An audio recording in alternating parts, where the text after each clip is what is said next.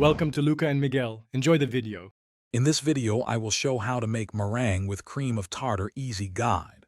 Start with cold egg whites in a perfectly clean metal or glass bowl. Whisk at medium speed until foamy, then add a small pinch of cream of tartar to stabilize. Continue whisking to soft peaks. Add sugar slowly while whisking to glossy stiff peaks, and check texture before baking or torching for your dessert.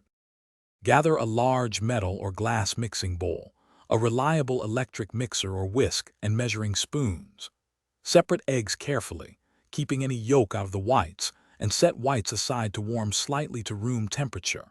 Measure sugar and cream of tartar accurately so ratios stay consistent, and preheat your oven or prepare a blowtorch if finishing meringues that way.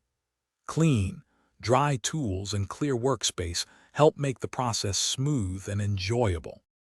Quick pause. If you are enjoying this tutorial, please subscribe and like. It really helps the channel. Quick recommendation.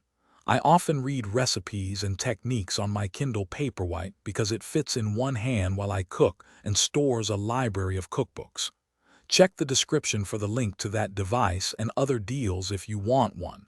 And if you do, click through. Thanks for supporting the channel. Now let's get back to the video.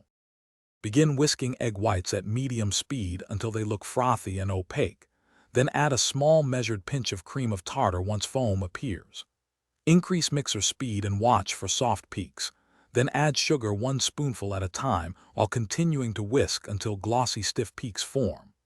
Avoid overwhipping, which can cause graininess, and taste a tiny bit to check sweetness before piping or spreading for baking or torching your finished meringue creations. Thanks for watching and please subscribe. It's the best investment you'll ever make.